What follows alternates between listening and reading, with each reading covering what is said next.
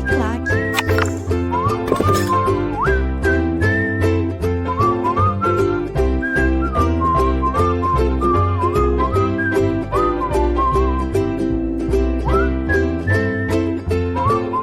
Olá pessoal, estamos começando mais uma aula de Direito Civil aqui pela LAC Concursos. Eu sou o professor Stanley Costa, professor de Direito Civil e Processo Civil, e na aula de hoje nós vamos começar o estudo sobre a extinção das obrigações.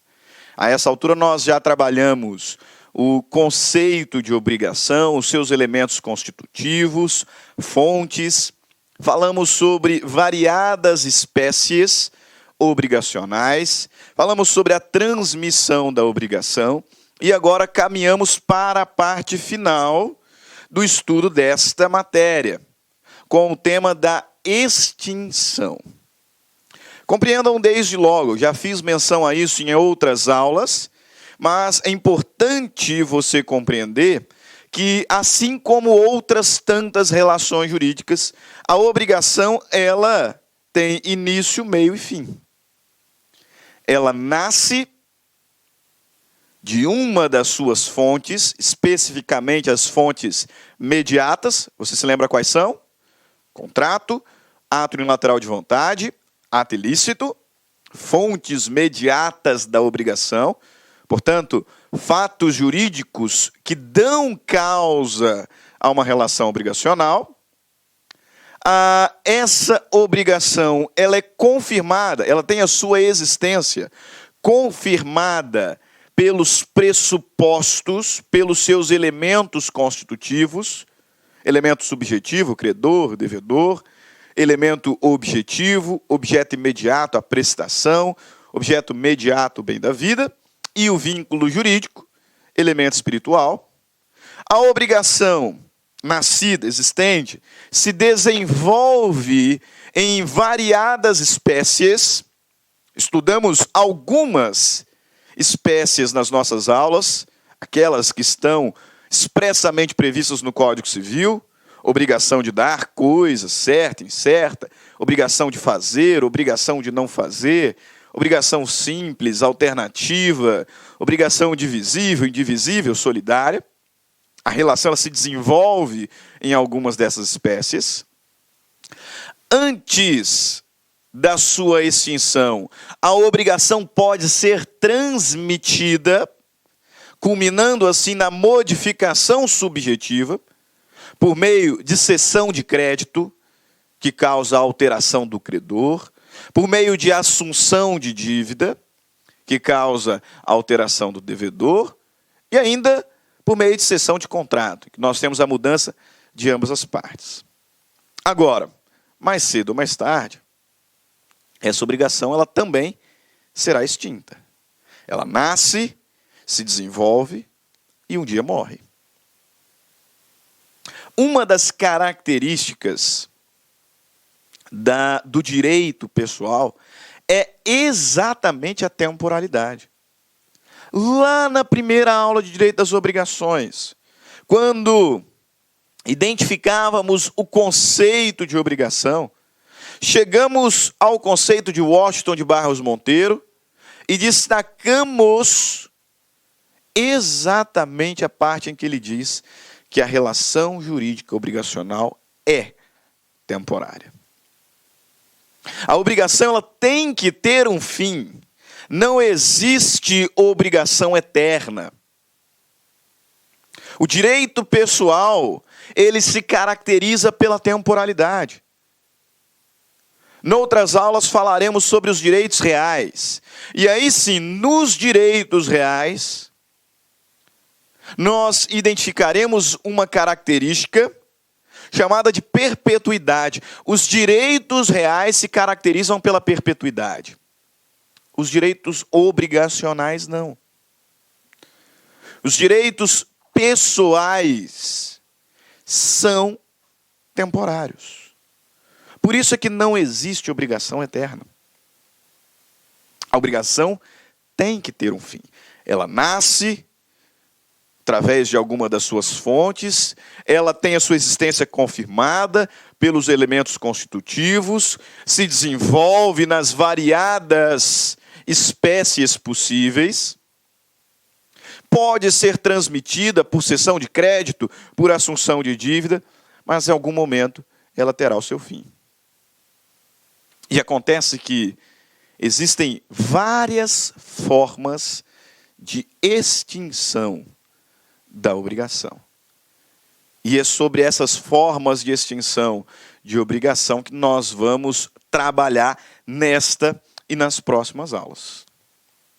Porque nesta aula nós vamos falar apenas sobre a primeira forma de extinção da obrigação, que é a forma natural, que é a forma normal, aquilo que efetivamente se espera quando do nascedouro, quando da gênese da relação obrigacional, que é a extinção por meio do adimplemento.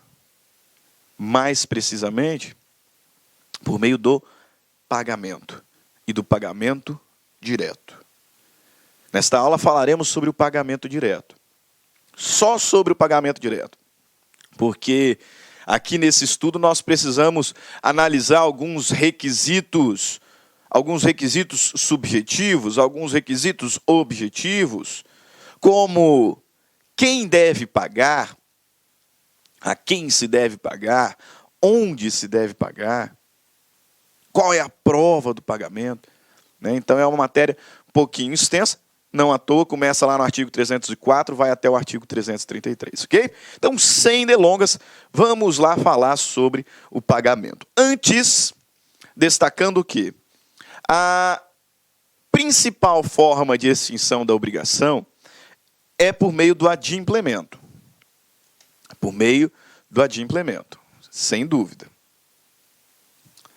Que nada mais é do que o cumprimento voluntário de uma prestação. Cumprimento voluntário de uma prestação.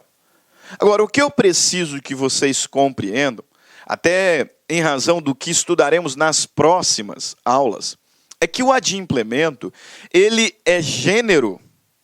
Isso, o adimplemento é gênero, que abrange algumas espécies. E a primeira dessas espécies é o que nós vamos estudar. Pagamento direto. Pagamento direto. Por isso, meus caros, me permita fazer uma observação. Em verdade, não é tecnicamente correto usar as expressões adimplemento e pagamento como se fossem sinônimas. E bem, ninguém vai te condenar por fazer isso. Eu, várias vezes, utilizo essa expressão. Às vezes falo adimplemento, às vezes falo pagamento. Mas, em verdade, o pagamento direto é uma espécie do adimplemento. Adimplemento é gênero, que abrange o pagamento direto e algumas formas de pagamento indireto, sobre as quais vamos falar na próxima aula. Ok?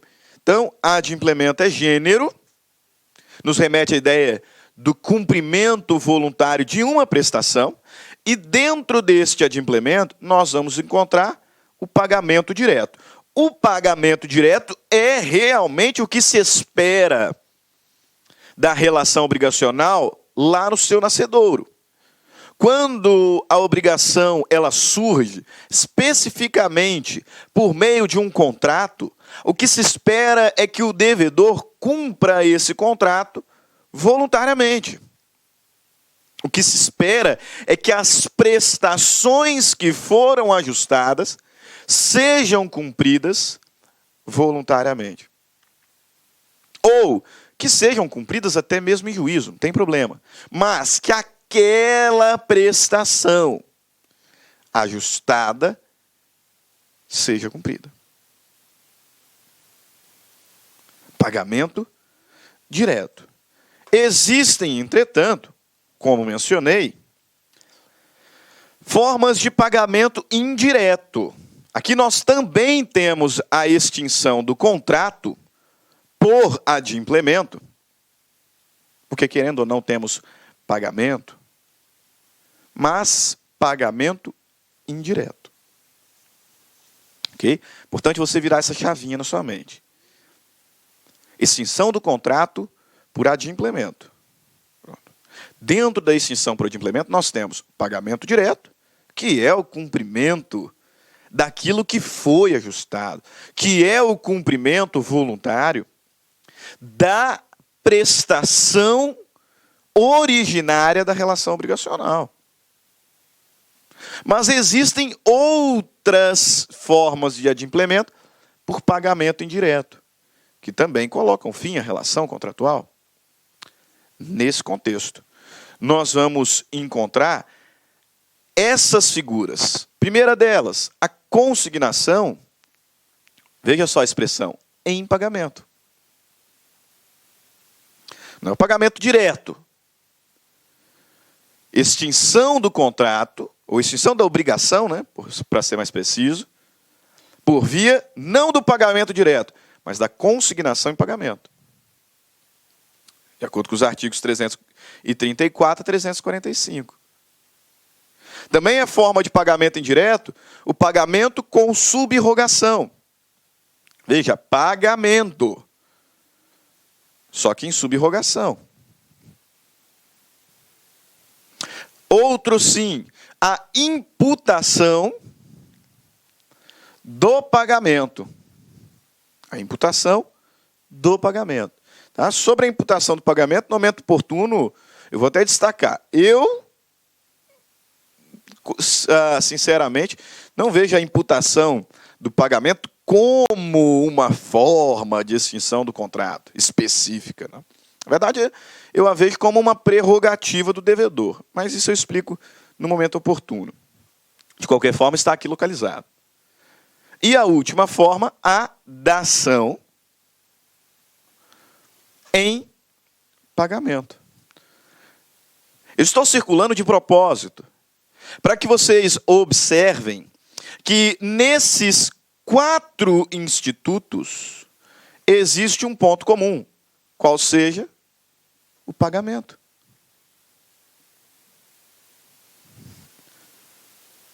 Nessas 4 situações, nós temos a extinção do contrato com pagamento, mas não o direto. A obrigação ela pode ser extinta naturalmente, e é o que se espera que aconteça, por via do pagamento direto, mas ela pode também ser extinta por via de pagamento indireto. Existem formas especiais de extinção da obrigação, mas formas que também envolvem adimplemento.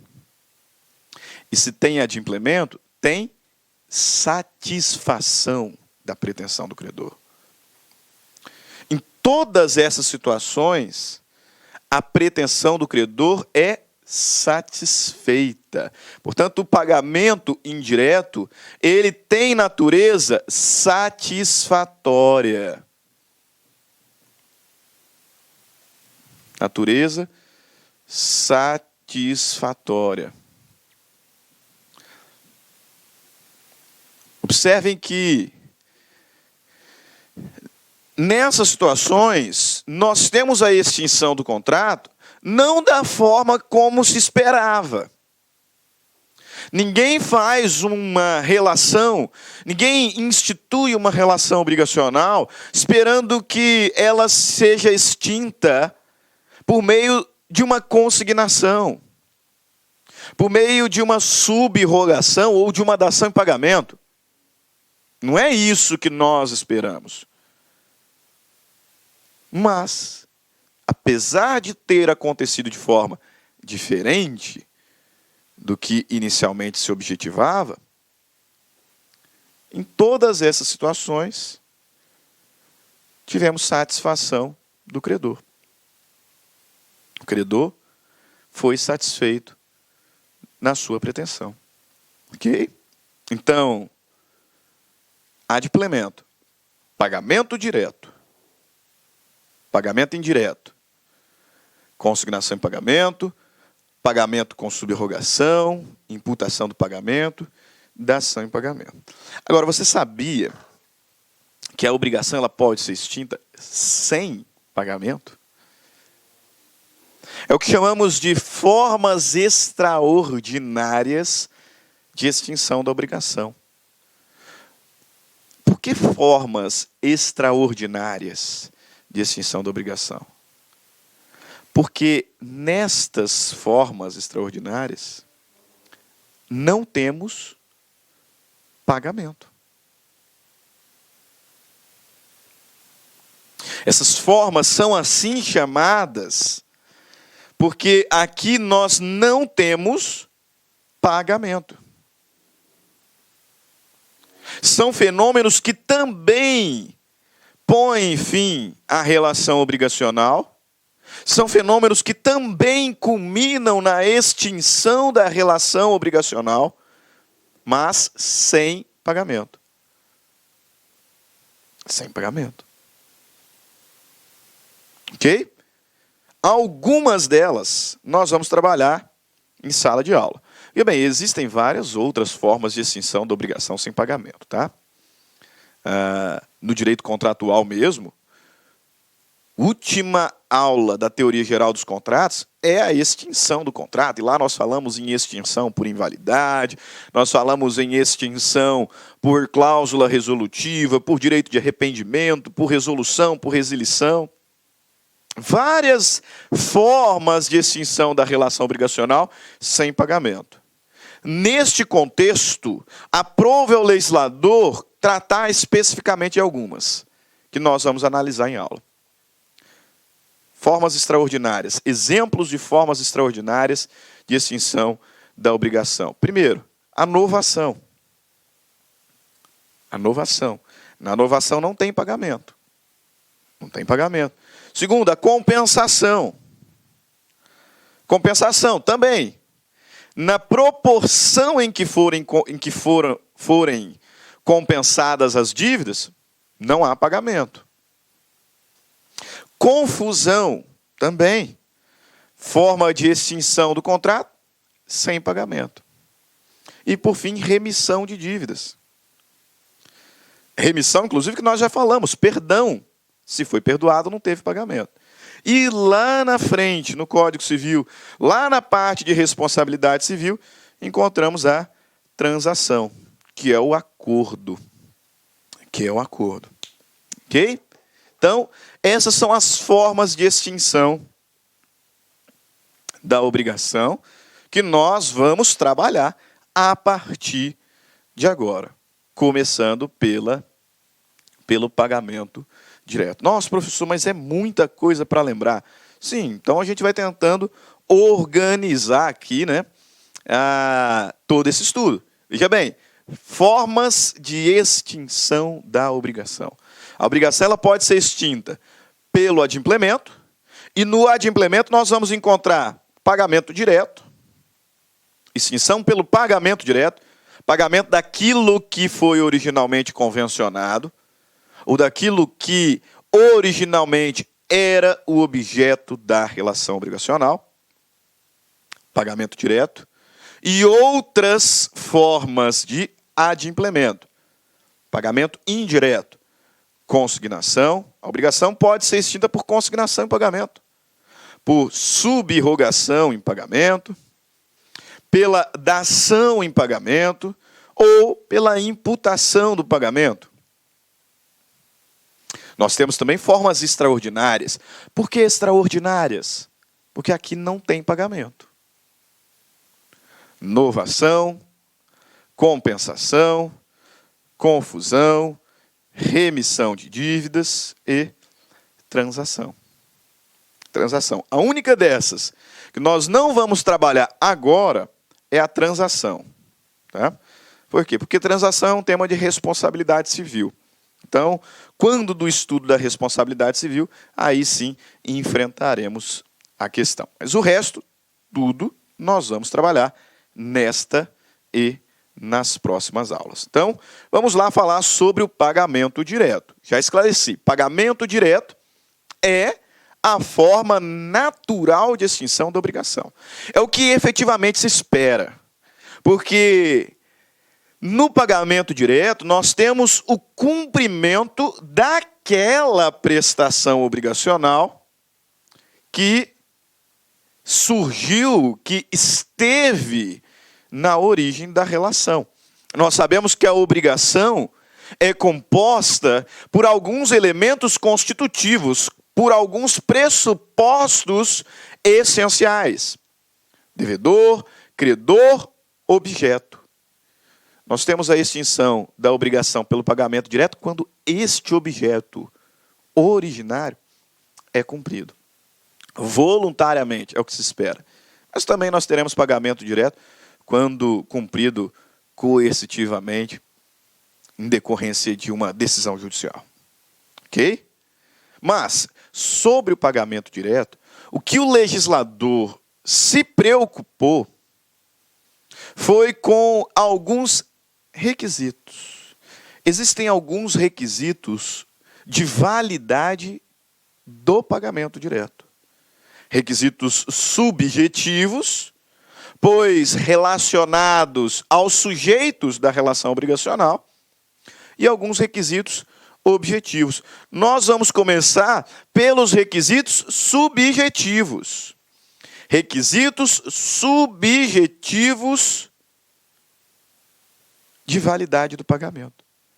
Lembre-se, requisito subjetivo. Então, estou falando sobre sujeitos. A validade do pagamento depende da observância de alguns requisitos relacionados aos sujeitos. Assim, começa o legislador a estabelecer regras sobre quem deve pagar. Quem deve pagar?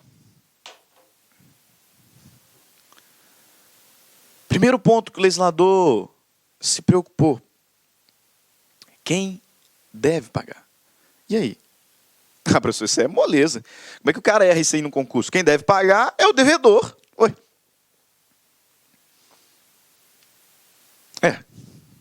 De fato, você não está de todo errado, não. Ok? Está parcialmente correto. Porque, em verdade, o devedor deve pagar, né? Daí, inclusive, o nome, né? Mas o que eu preciso que você entenda é que não é só o devedor. E aí me permita até fazer uma crítica ao legislador, porque quando o legislador trata o assunto, ele abre a sessão com essa frase: quem deve pagar. Ponto. Só não tem a interrogação lá no final. Quem deve pagar.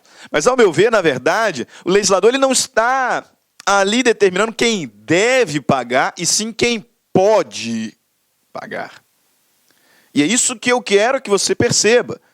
Porque, de fato, quem deve pagar? Quem deve pagar é o devedor. Mas compreenda que, além do devedor, outras pessoas também podem pagar. Podem pagar. Um terceiro pode pagar. Seja ele interessado ou não interessado. Ou não interessado. Por isso que a doutrina vai dizer o seguinte: analisando esse tema, né, e buscando responder este questionamento, quem deve pagar, a doutrina vai dizer o seguinte: quem deve pagar não é o devedor ou só o devedor, é o solvens. É o solvens. Deixa eu até colocar de vermelho aqui, ó. Tá? Aquele que deve pagar o débito é chamado de solvens. Solvens. E aí, veja bem, o solvens, que é aquele que paga o débito obrigacional, ele pode ser o devedor. É claro que pode. Solvens pode ser o devedor. Mas você precisa saber que o solvens também pode ser um terceiro. Também pode ser um terceiro. Com interesse ou não. Com interesse ou não.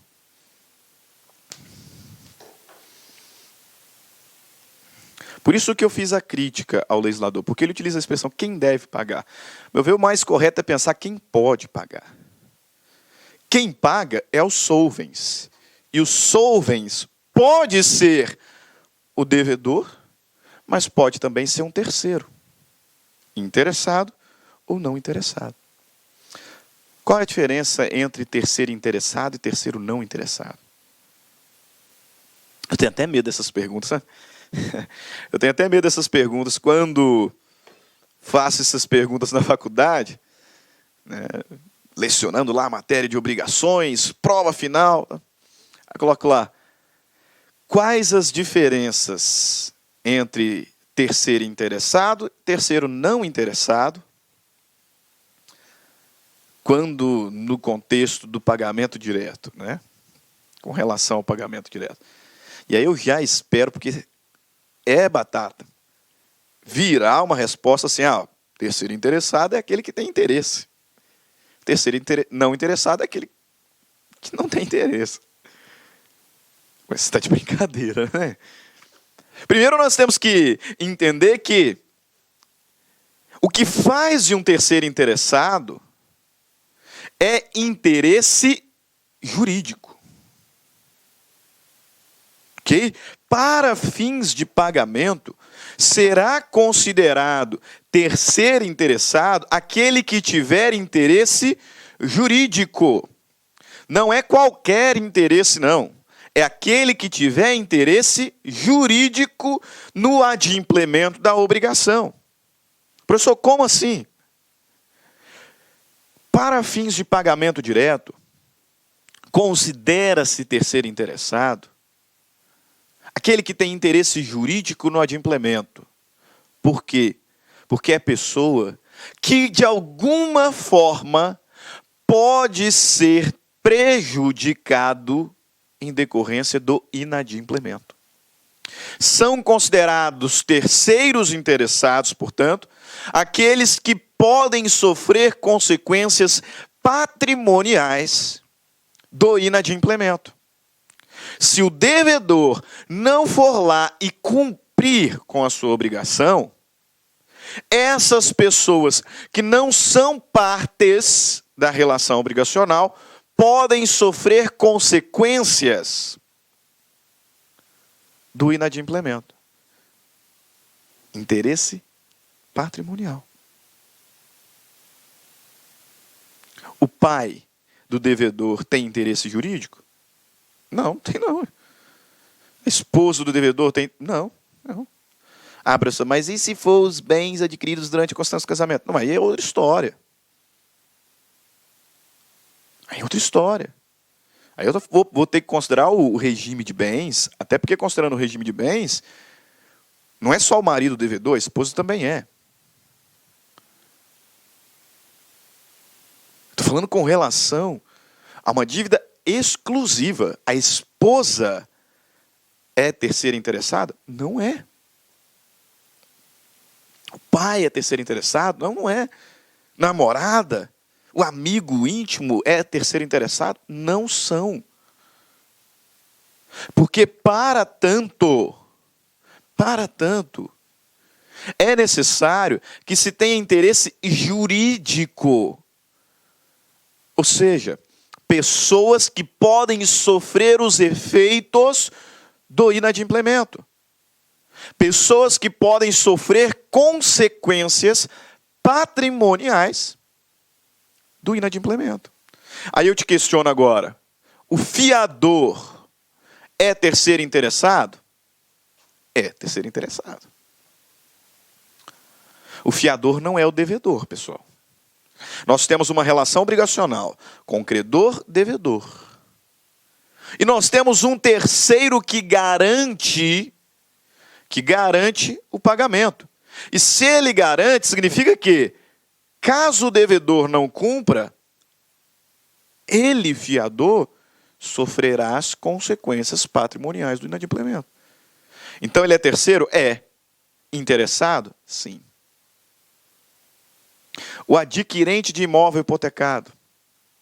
Tenho ali credor e devedor. E na origem da relação obrigacional, para viabilizar o contrato, o devedor deu como garantia do seu pagamento um imóvel em hipoteca. Ponto. Estando o imóvel hipotecado, ele pode ser vendido? Pode. O imóvel hipotecado pode ser vendido, porque são direitos reais distintos. Hipoteca é uma coisa, propriedade é outra. Muito embora este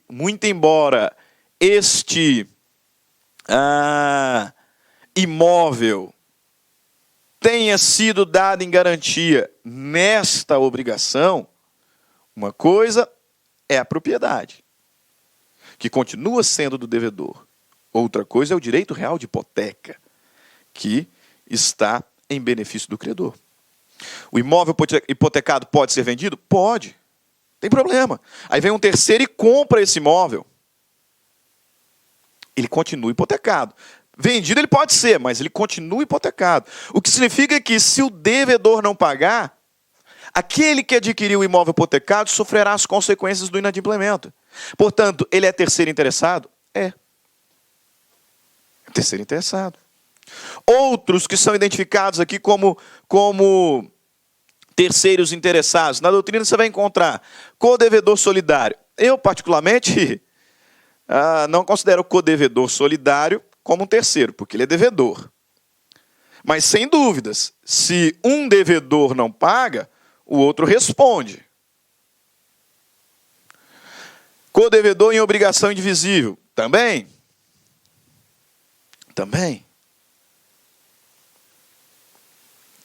Interessados juridicamente. Pessoas que podem sofrer consequências patrimoniais decorrentes do inadimplemento.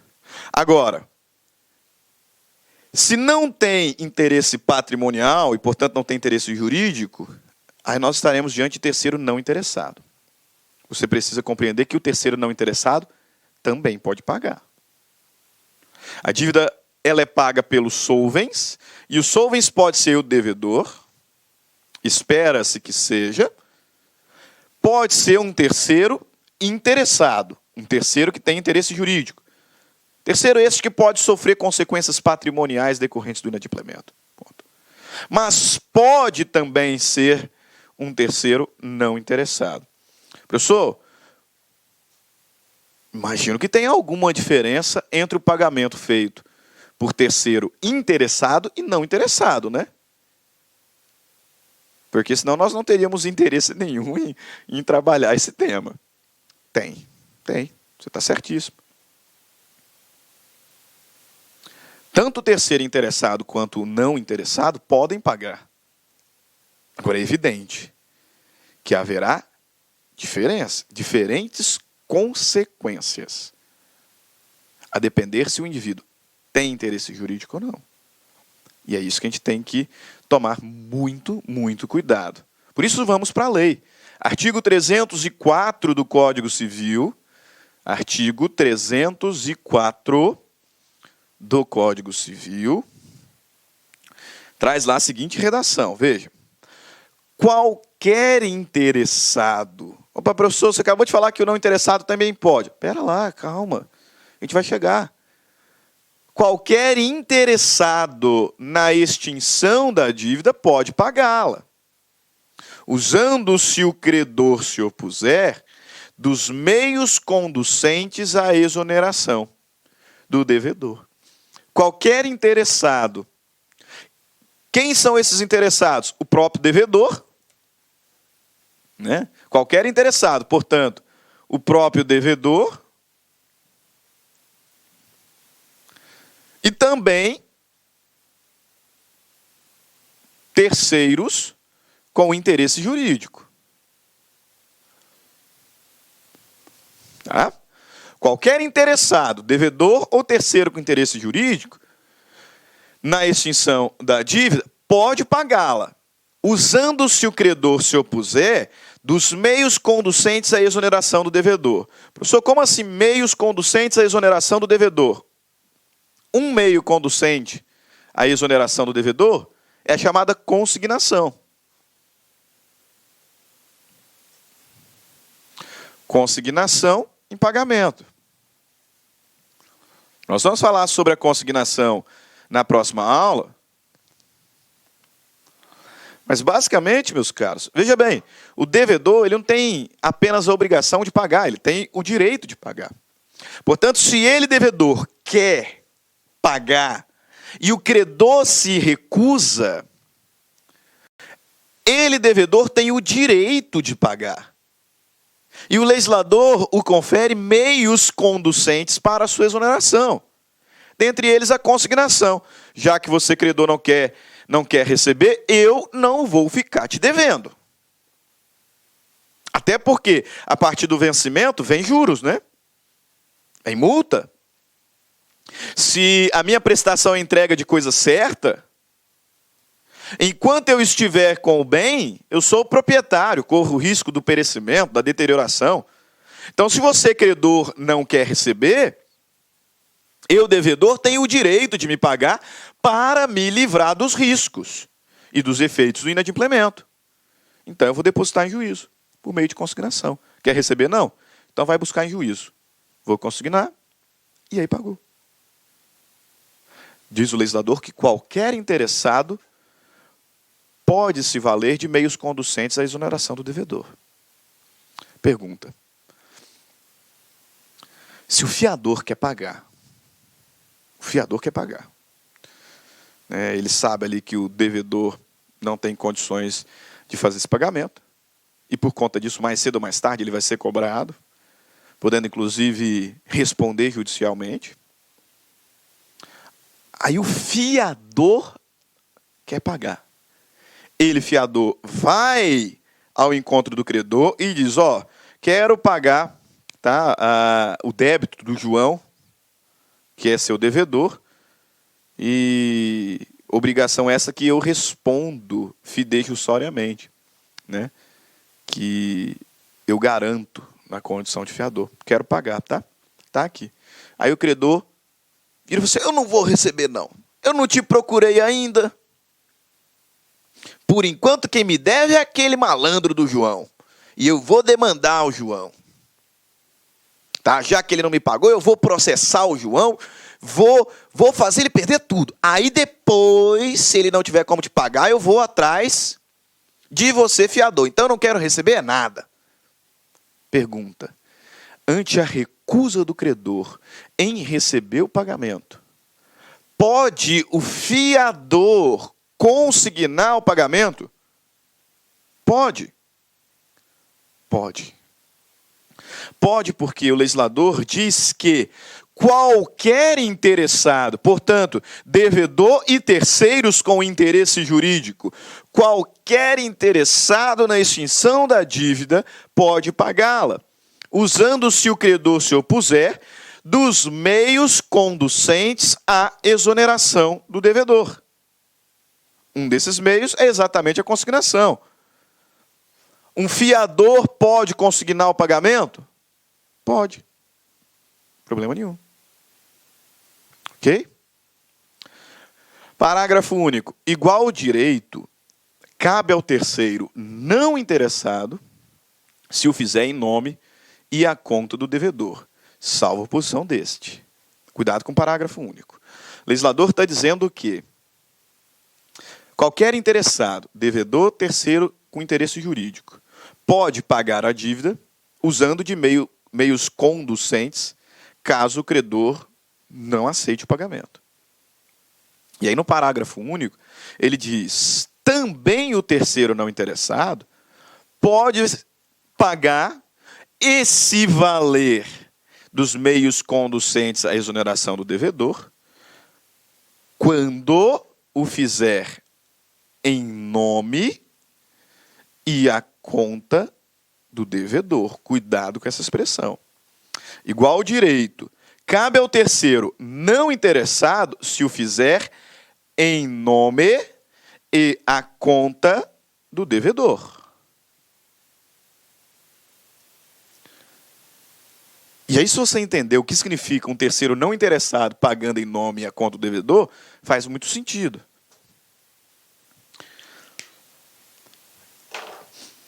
Eu te passei uma procuração. Eu sou parte de uma relação obrigacional onde figuro como devedor. Tenho que pagar, sei lá, 50 mil a determinada pessoa. Em dinheiro. E não estarei aqui em Cuiabá, que é onde moro. Não estarei. E por conta disso eu preciso de um representante. Aí eu te passo uma procuração, tá, para que você faça o pagamento por mim. Porque eu não vou estar em Cuiabá, vou estar fora do Brasil, tá? E não terei como fazê-lo. Ah, faz uma transferência bancária. Não, eu estou indo para um país que não tem nem internet. Vou fazer uma ação solidária num país da África paupérrimo. Então não tem como eu pagar, nem mesmo pela internet.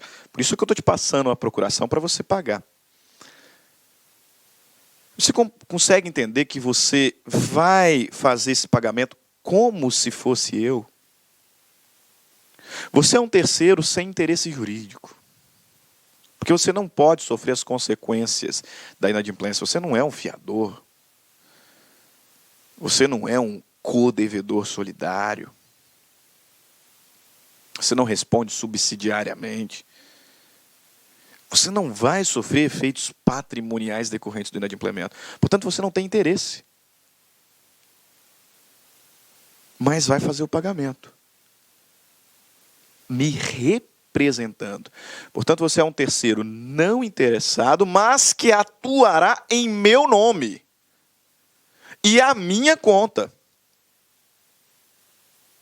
Em meu nome e a minha conta. O que o legislador está dizendo aqui é que o terceiro não interessado pode pagar e se valer dos meios conducentes à exoneração do devedor, caso o credor se oponha, se esse terceiro não interessado estiver agindo em nome e à conta do devedor. Portanto, esse caso é como se ele fosse um representante. Um representante legal, convencional, uma espécie de um gestor de negócio. Okay? É um terceiro sem interesse, mas está atuando como se fosse o devedor. O terceiro não interessado, que paga em nome e a conta do devedor, este aqui pode se valer dos meios conducentes à exoneração. Esse aqui pode, inclusive, consignar o pagamento. Hipótese em que nós estaremos diante de uma legitimidade extraordinária. Lá no direito processual civil, inclusive uma matéria que já gravei há alguns meses, nós aprendemos sobre a legitimidade ordinária, que é aquele que atua no processo em nome próprio por direito próprio, e a legitimidade extraordinária, alguém que atua em nome próprio por direito alheio. Tá? Neste caso aqui, o terceiro não interessado, que faz o pagamento em nome próprio e a conta do devedor, pode se valer da consignação em pagamento. Se isso for necessário, estará atuando em legitimidade extraordinária, porque ele, terceiro, vai ajuizar a ação de consignação em pagamento, mas para materializar o direito de uma outra pessoa, que é o verdadeiro devedor. Ok? Artigo 305. O terceiro não interessado. Agora sim. Tá? Agora sim. Vou até apagar aqui. Tá? Espero que você já tenha notado. Mas agora sim a gente tem que tomar muito cuidado. O terceiro não interessado, que paga a dívida em seu próprio nome. O terceiro não interessado, que paga a dívida em seu próprio nome, tem direito a reembolsar-se. Tem direito a reembolsar-se do que pagar, mas não se subroga nos direitos do credor, mas não se subroga nos direitos do credor. Se pagar antes de vencida, só terá direito ao reembolso no vencimento. Ok? Por que eu falei agora sim e agora sim a gente tem que tomar muito cuidado? Pelo seguinte, meus caros. Aqui está o X da questão. Inclusive, falar isso, e aí a gente vai para o intervalo e volta para destrinchar essa questão. Ok? Veja bem. Quem paga é o solvens. O solvens pode ser o devedor. E se for o devedor, pô, glória a Deus, cara. Se for o devedor, beleza. Porque aí não tem mais problema nenhum. Né? É uma questão. Pronto. Pode ser o devedor. Mas pode ser um terceiro. Se for um terceiro interessado, quando ele pagar, ele será subrogado nos direitos do credor. Subrogado. Guarda essa informação.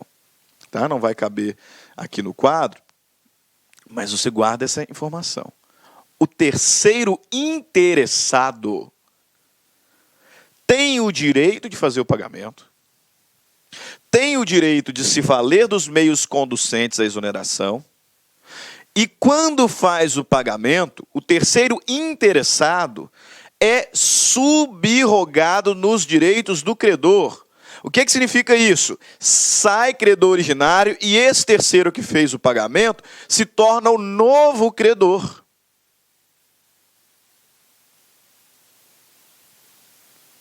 Eu tenho lá uma relação entre devedor e credor. Essa relação está garantida por um imóvel que foi dado em hipoteca e está garantida também por um fiador. O fiador é terceiro e é terceiro interessado. Como o terceiro interessado que é, o fiador pode vir e pagar a dívida. Inclusive, se o credor se opuser, ele pode se utilizar dos meios conducentes para pagar, por exemplo, a consignação. E, cumprindo a obrigação, este credor que recebeu vai embora, porque ele foi satisfeito. E o que acontecerá é que o fiador, terceiro interessado, que fez o pagamento, se tornará o novo credor nessa mesma obrigação. Portanto, ele será subrogado. Subrogado é substituição. Sai o credor originário, porque ele recebeu, foi pago, e o terceiro interessado que pagou se torna um novo credor. Nessa mesma obrigação, com todos os direitos e garantias desta obrigação. Subrogação. O terceiro não interessado, que pagar em seu próprio nome,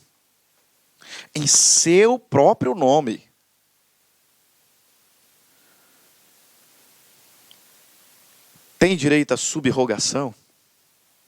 Imagina que vem um amigo seu, você deve lá 10 mil reais para alguém e não pagou. Caloteiro, não pagou.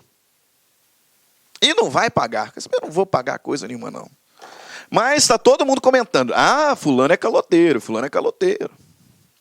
Sensibilizado com essa situação, um grande amigo seu, um dos melhores amigos seus, pensando em você, ele não tem interesse jurídico nenhum, porque o fato de você não ter pago não gera nenhuma consequência para ele. Você não pagou, não vai pagar, não quer pagar, e pá, que se lasque. Vai estar todo mundo falando mal de você. Aí esse melhor amigo seu, sem interesse jurídico, ele tem interesse afetivo, mas não tem interesse jurídico nenhum. Portanto, ele é considerado um terceiro não interessado. Vai em nome próprio e fala assim, olha, eu vim aqui, estou pagando a dívida do fulano de tal, tá? Para de falar que ele é mau devedor, tá? Ele está te devendo? Beleza. Falou que não vai te pagar? Mas eu estou aqui, ó, te pagando. Aí vai um amigo seu e paga uma dívida que era sua. Ele tem direito à subrogação? Não, não tem. Não tem. Mas muito cuidado, pessoal. Porque muito embora ele não tenha direito à subrogação, ele tem direito a reembolso. Isso mesmo. Tá? Aqui a gente tem que tomar um cuidado muito grande, porque as pessoas têm uma falsa noção de justiça aqui nesse contexto. Poxa, professor, eu não ia pagar, ele não é meu fiador, ele não é meu avalista, eu não ia pagar, aí esse sujeito vem e paga no meu lugar, e depois pode me cobrar reembolso do valor que ele pagou? Pode, meu caro. Pode. Ah, que injustiça. Não, não é. O direito civil veda o enriquecimento sem causa. Você devia 20 mil reais. Foi um terceiro e pagou a sua dívida. Se ficasse elas por elas, você está enriquecendo indevidamente. Porque você deixou de pagar uma dívida de 20 mil reais. E o direito civil não admite o enriquecimento sem causa. Por isso, artigo importantíssimo, artigo 305, artigo importantíssimo. Ele diz lá, o terceiro não interessado que paga a dívida em seu próprio nome tem direito a reembolsar-se. Grava isso. Não vá nesse senso comum de justiça. Ah, ele pagou porque quis, eu não pedi, ele não tinha nada a ver com a minha vida. Sem chilique. Sem chilique. Tem direito a reembolso. Ah, professor, mas eu acho injusto. Meu caro, vedação do enriquecimento sem causa. Ah, mas eu acho injusto assim mesmo. Pô, então vira deputado federal e muda a lei. Porque se você não conseguiu captar a ideia da vedação do enriquecimento sem causa, entenda que está na lei. Ok? Está na lei. Então, essa aqui é a verdade, e é a verdade que vai cair na sua prova. O terceiro não interessado, que paga a dívida de outrem em seu próprio nome, não tem direito à subrogação, mas tem direito a reembolsar-se do que pagar. Não se subroga no direito do credor, mas tem direito a reembolso. Parágrafo único traz algo que é extremamente óbvio, né? Se pagar antes de vencida a dívida, só terá direito ao reembolso no vencimento. Porque aí sim, aí eu concordo. Poxa vida, você não está inadimplente, não. Só que sua dívida era para pagar no dia 25/12. Aí vem o seu amigo metido a besta e paga, exonerando você. Ele tem direito a reembolso? Tem. Mas só lá no dia 12, né? Só lá no dia 25/12. Se pagar antes de vencida a dívida, só terá direito ao reembolso no vencimento. Porque o prazo de vencimento é uma garantia que você tem, né? Artigo 306, caminhando para o final desse bloco. 306, 307. Veja lá. O pagamento feito por terceiro, com desconhecimento ou oposição do devedor, não obriga ao reembolso. Cuidado! Não o obriga a reembolsar aquele que pagou, se e somente se o devedor tinha meios para ilidir a ação. Cuidado! O terceiro não interessado que pagar a dívida de outrem em nome próprio não subroga, mas tem direito a reembolso. Ok? Não subroga, mas tem direito a reembolso. Ah, professor, qual que é a diferença de subrogação para reembolso? É simples. Aquele que subroga nos direitos do devedor, do credor, melhor dizendo, subroga em todos os direitos do credor. Você se lembra que eu disse que a relação obrigacional tinha que o devedor, credor, um imóvel garantindo o pagamento e um fiador. O fiador é terceiro interessado.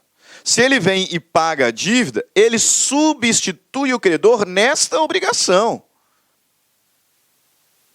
Ele subroga-se no direito do credor. E por isso esse terceiro interessado se torna um novo credor nesta obrigação com todas as suas garantias. Por exemplo, se o devedor não pagar, ele pode alienar o bem que está hipotecado. Percebeu? Quando subroga, ele subroga na mesma obrigação com todas as garantias que aqui existiam. O terceiro interessado, quando faz o pagamento, subroga-se no direito do credor. O terceiro não interessado, que paga em nome próprio, não tem direito à subrogação, mas tem direito a reembolso. Numa situação como essa, se vem um terceiro não interessado e paga a dívida, ele não será subrogado, portanto, ele não tem direito à hipoteca, ao imóvel que está hipotecado, não tem direito ao fiador que estava garantindo, é uma outra relação obrigacional. Ele tem direito só ao reembolso. Só o reembolso. Para quê? Para evitar o enriquecimento sem causa. Só isso. O terceiro interessado que paga, ele subroga o credor. Então ele entra como credor na mesma obrigação, com todas as suas garantias. Tem uma hipoteca? Ele tem a garantia de hipoteca. Tem juros? Tem o direito aos juros. A multa? Pô, tem o direito à multa. Entendeu? O terceiro não interessado que paga, não subroga, mas tem direito a reembolso. Só para evitar o enriquecimento sem causa. Só para isso. Agora, se o terceiro não interessado paga a dívida, o legislador vai dizer aqui, ó, cuidado, que o pagamento feito por terceiro, com desconhecimento ou oposição do devedor, não obriga a reembolsar se o devedor tinha meios para elidir a ação. Como assim, professor? Se o devedor tinha meios para elidir a ação? Por exemplo, se essa dívida estava prescrita. Imagina essa situação aqui comigo. Você está lá devendo aqueles 20 mil reais, né? Não pagou, não vai pagar. E agora está todo mundo falando, aqui fulano de tal é mau pagador. Não empresta, cara ruim. Caloteiro. Caloteiro. Né? Só que essa dívida está vencida há 7 anos já. O prazo prescricionário é de 5 anos. Então você não pagou e realmente não vai pagar, porque ela está prescrita. Podem falar mal de mim, fala que eu sou caloteiro mesmo, mas eu não vou pagar. Não vou pagar. E quero ver ajuizar uma ação de cobrança. Porque se ajuizar uma ação de cobrança, você na sua contestação vai dizer, excelência, está prescrito, falta interesse. Extingue aí. Extingue com resolução de mérito, porque é prescrição. Não vai pagar. Aí o seu amiguinho sensibilizado atravessa, vai lá e paga a dívida. Terceiro, não interessado. Foi lá e pagou a dívida.